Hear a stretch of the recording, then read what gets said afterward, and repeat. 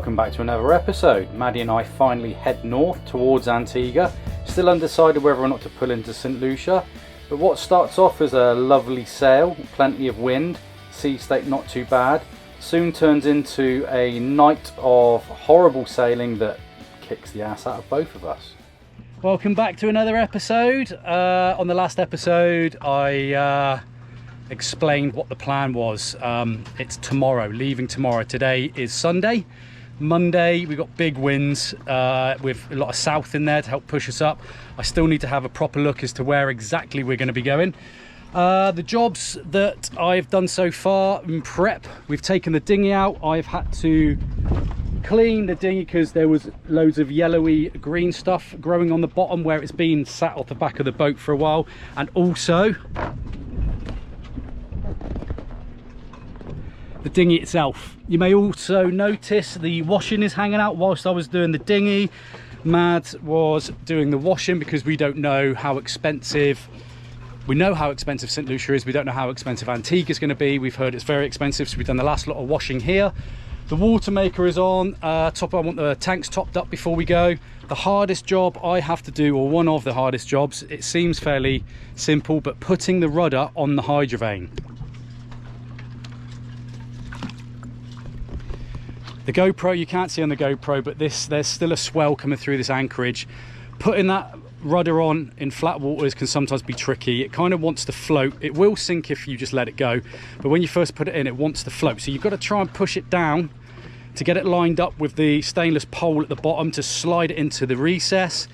And whilst the boat's moving and the swell, it's going to be hard. Anyway, let's give that a go. I need to do that now.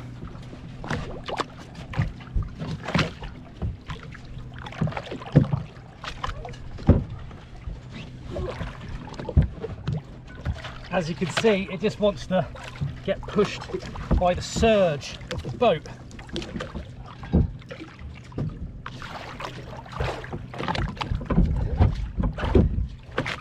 Got it. Retaining pin to go in. So, retaining pin goes through, and a little R clip. This will always stay tied on in case anything fails, and then I've capped, it's not going to go anywhere, just under the, dragged off the back of the boat. But yeah, that was a job I've been kind of dreading, but it wasn't too bad really. Next up, I check through our emergency equipment. So on the back we've got a horseshoe, and that's attached to a light.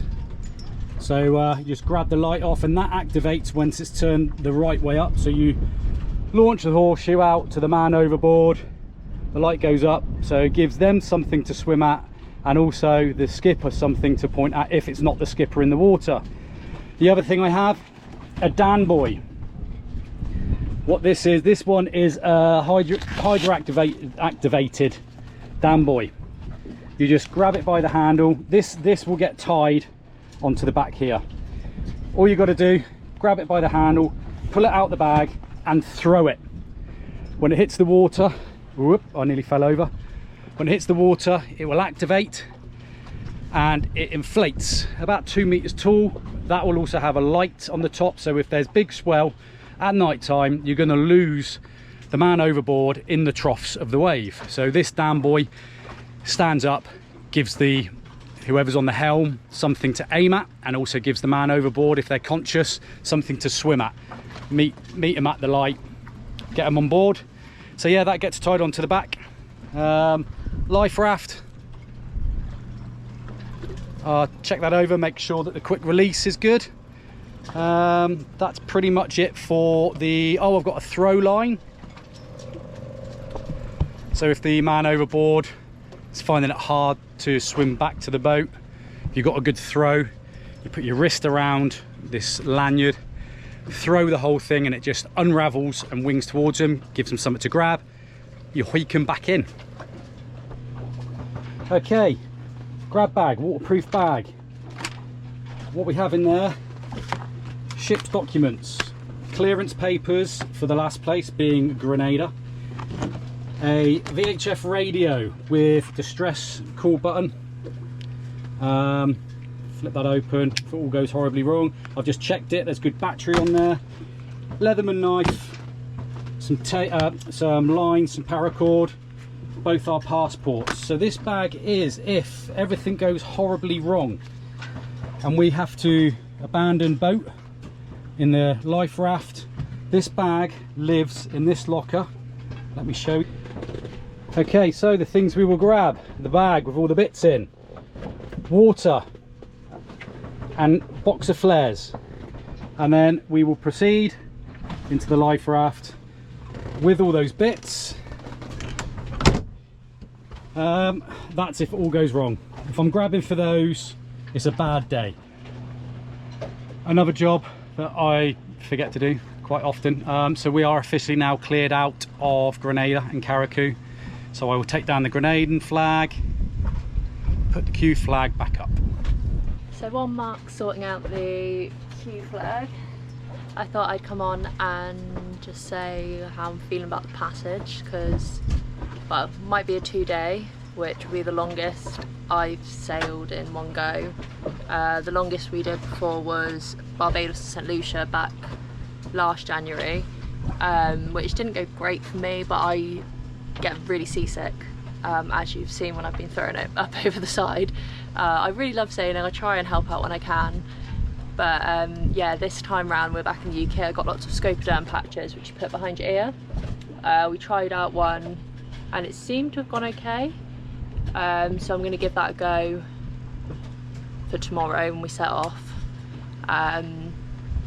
If we stop in St. Lucia, I'm not too worried. That 24 hours should be okay, manageable. 2-day, I think it'll be alright. The Grenadines is going to be the difficult part of getting through those islands. That's the first 12 hours, so that'll be a bit bumpy. But yeah, I'm looking forward to it. I'm hoping the patches will work. I mean, you've seen the anchorage we're in, it's been really swelly, and I've been absolutely fine. I've been down below cooking, doing the usual bits, and I've not felt seasick once, so touch wood, fingers crossed, should go alright the next couple of days. I'm looking forward to it. So I've just taken me and Maddie through a log. Now that we're doing a passage that's further out to sea, you usually use it in conjunction with charts. I don't have paper charts, I have a large chart, so if anything goes wrong, I get it's not going to be very accurate, but I roughly know where, if let's say if we drift out into the Caribbean, on the hour we will come down and write our time, our position, our lat and long, the course that we were on. This should be pretty much north, probably some east in it because of current, speed over ground. So between the two, over the last hour from the position, you can roughly, do a estimated position. The wind, so let's say for example 17 knots south-southeast, and any comment, so the first comment in there will be engine on, weigh anchor. This is kind of a very basic, simple one. I'd normally have barometric pressure, so you can see if the pressure drops, you can see if there's a storm coming, but there's only a 2-day passage, so I'm fairly confident that the weather report is going to be pretty accurate. The only thing we need to look out for will be squalls. You can't predict them, they're just little mini weather systems in themselves. So I've done a passage plan on the backup tablet, there's an avionics on there. I've just done a passage plan on the main tablet, which will be on the actual main navigation, which is the helm out there. So pretty much ready to go, I think. Good morning. Another horrible sleep. Anchorage is just so swelly when that swell comes a bit from the south. It's like we were at sea last night. So we're going to leave. I'm still undecided as to whether to go to St. Lucia or straight shot to Antigua. Reason being, I've been looking at Navily app, which tells you anchorages and marinas and how sheltered they are, and the forecast for when we get there, because we're using southerly winds and southerly swell, well, almost southerly, it's pushing into the marine, into the anchorages that we want to go to, so that's also going to be super uncomfortable. So there's a possibility that I might just go to St. Lucia and sit there for a week waiting for everything to settle, the trades to settle back down again, and then go again. But yeah, I'll see. I'm gonna get the boat ready.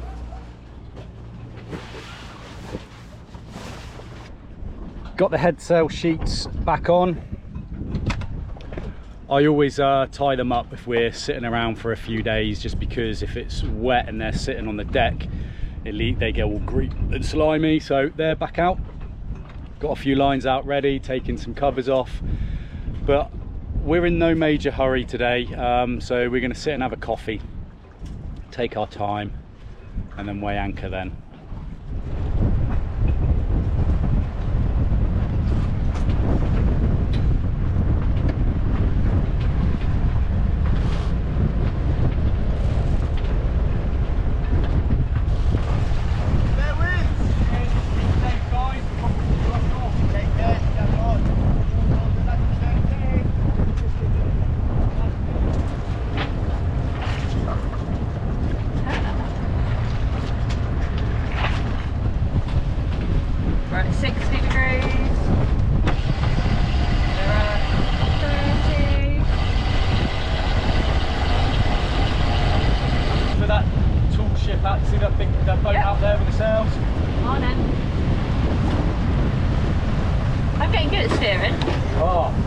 Now you need to start telling me about sail trim and what we need to do with that. Captain Maddie on the wheel.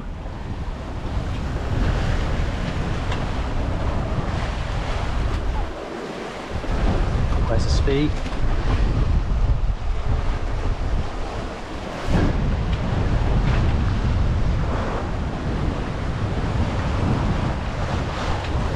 Take a look over on the island there, you see that little boat run aground? Poor little thing. I don't know if the owners know it's there, it's been there for days.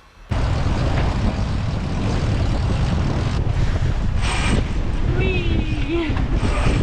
Okay, start turning off now. Yeah. Big waves, big waves, big waves.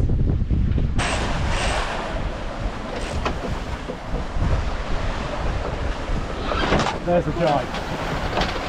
So what am I doing now? Aim out there. Yeah. You want to put the wind on the beam maybe, and then we're good. Okay, aim left to the rock. Yeah.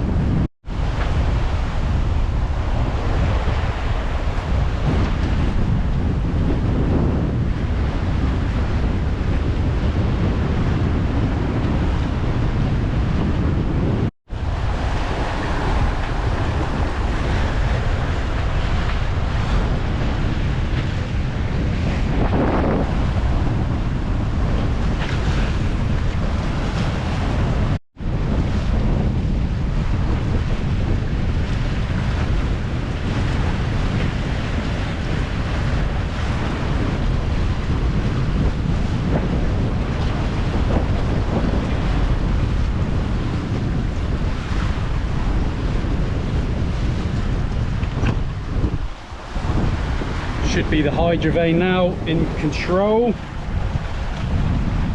Helm is midships. And she's doing her thing.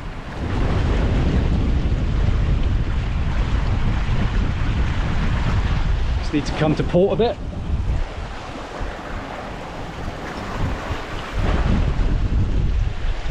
About 2 hours in, hydrovane's doing its thing. I'm just keeping an eye on the course, and in a few hours when we get out the lee of Grenada, we will get the brunt of the weather, the waves, so we will make a decision then as to whether we're going to sit in it for 48 hours or maybe just 24 hours, head to St. Lucia and then wait out the next front that's coming down. Yeah, so far so good. Happy? So far so good, yeah. Happy. Maddie made us a sandwich for lunch. So the Scopoderm seasick must be working, because she would never have gone down below before. So yeah, see what happens.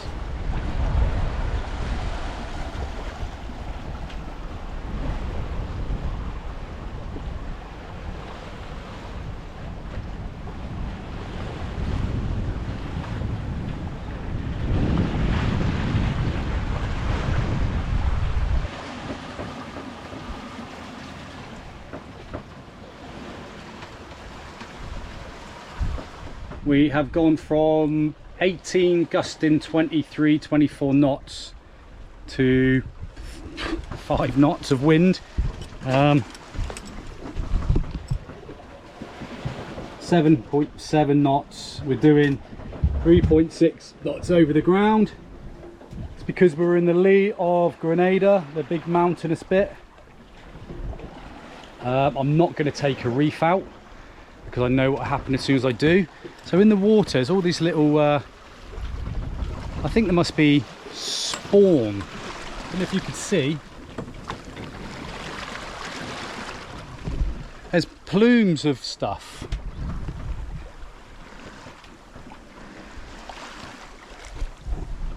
Or is that sewage? Could be plumes of plankton or something, maybe. I don't know. Anyway, yeah, so I'm not shaking a reef out because I know what happened. As soon as I do, we get out the lee of the island. There's the north-ish of Grenada. That is Carriacou over there. So yeah, we're just going to sit with the second reef in. I've let some head sail out. Yeah, in 5 minutes, Maddie is on watch, so I can relax for a couple of hours. I've decided we're going to do 2 on 2 off. At least if we're going to Antigua, which is kind of the plan at the moment. I'll see how the 2 on 2 off goes, and then tomorrow I might do 3 and 3. The hydrovane does a lot of the work, so it's not really very taxing.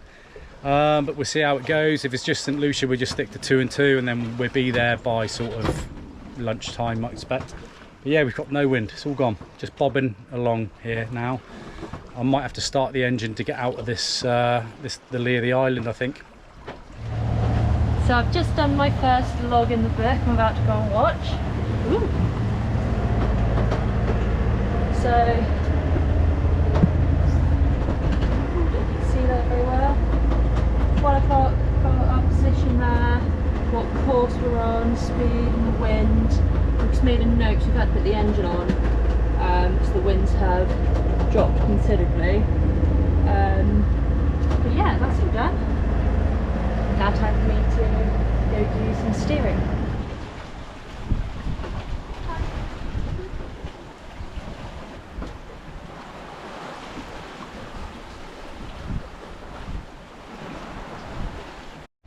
So we've gone past Grenada now, gone past the gap.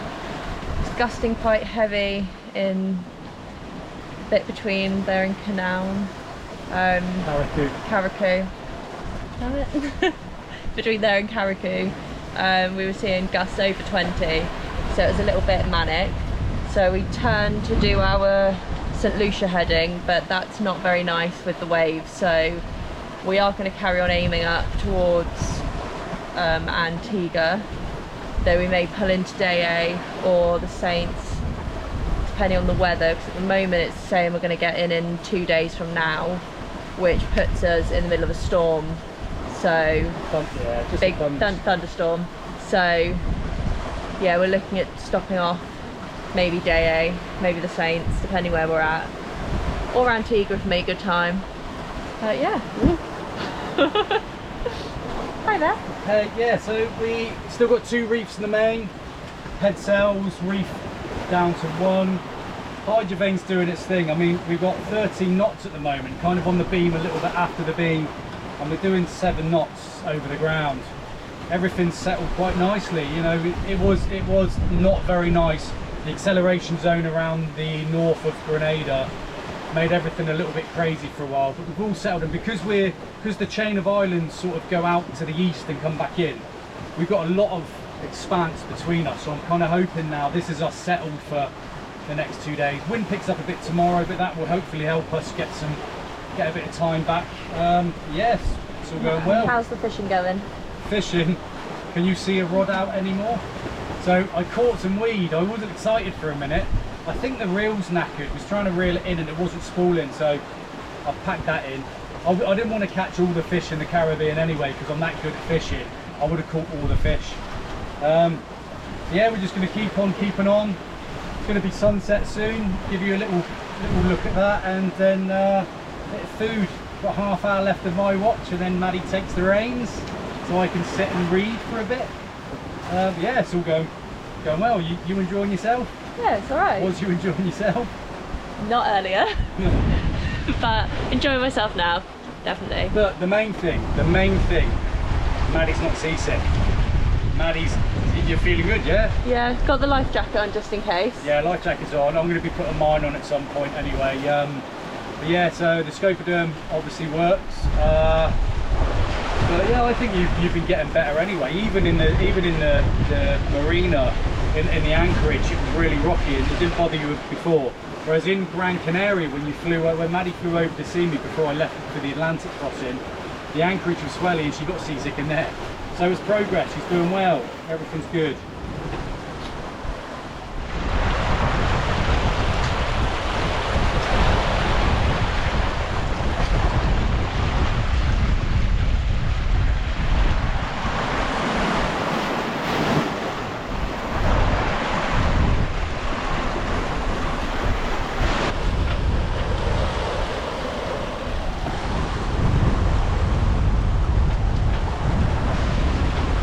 Okay.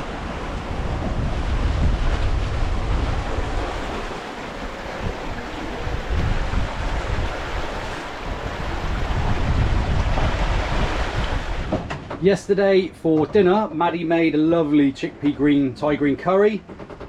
We had some left over. We made sure that we made enough because then you're not cooking on your first night. We're basically just reheating it. So that's dinner. Got quite a hill going on. You can watch the oven. We sailed on through the night and the passage just got worse and worse, as you could tell with how tired I look. It's been a very eventful night. We was on our course to Antigua and it wasn't very nice and probably wasn't making the headway that we wanted. So it would have meant getting into Antigua later on the Wednesday, which is no good because there's thunderstorms happening up there. And if they happen to come in early, so the other option was to keep going tonight. So yeah, sailing last night, keep going tonight, and then maybe dart into Dominica or Guadeloupe. But all the anchorages are exposed because of this southerlies that we've used to get up here. So around midnight or so, was it, I decided to make a beat in towards St. Lucia. It was I was been close hauled all night, having the living kicked out of me on here, soaked, just wet. This is it. You could just see St. Lucia hidden in the clouds. I saw 28 knots at one point, gusts coming round the acceleration zone of St. Vincent. Maddie's scopoderm worked okay, didn't they? I've only sick once so far. It's really strange because they've been doing really well, and then we went in the lee of St. Vincent, it went flat, I had the engine on. And then when we come around the headland into the acceleration zone, we got bumpy and Maddie was just like, "I'm gonna be sick," and off she went. So I've been up all night. I had a little nap, didn't I? Cat nap. When did you? 2, 3. No, I think it was way before then. No, I was on the helmet too. Oh, was you? Right, okay, so yeah, quick cat nap at 2-ish. Yeah, apart from that, we're gusting. It's really bloody windy. 25 knots. But we are making headway into Pigeon Island, so hopefully the engine won't be on for too long when we get there. Just the way we're coming into the island, we shouldn't be in the lee of it until fairly close. So engine might not be on for long, but yeah, I'm ready for sleep. I'm not sure if you can tell, but from what started off to be a really nice sail with potential turned into quite a taxing sail, to the point where we were both just absolutely shattered. Any of you who follow my Instagram, which automatically gets posted onto Facebook, you will see that things, when we get into St. Lucia, go quite wrong, to the point where I'm rethinking this whole adventure. So thanks for watching. Please subscribe if you're not, hit the notification bell, and make sure to watch next episode where you'll see what happens.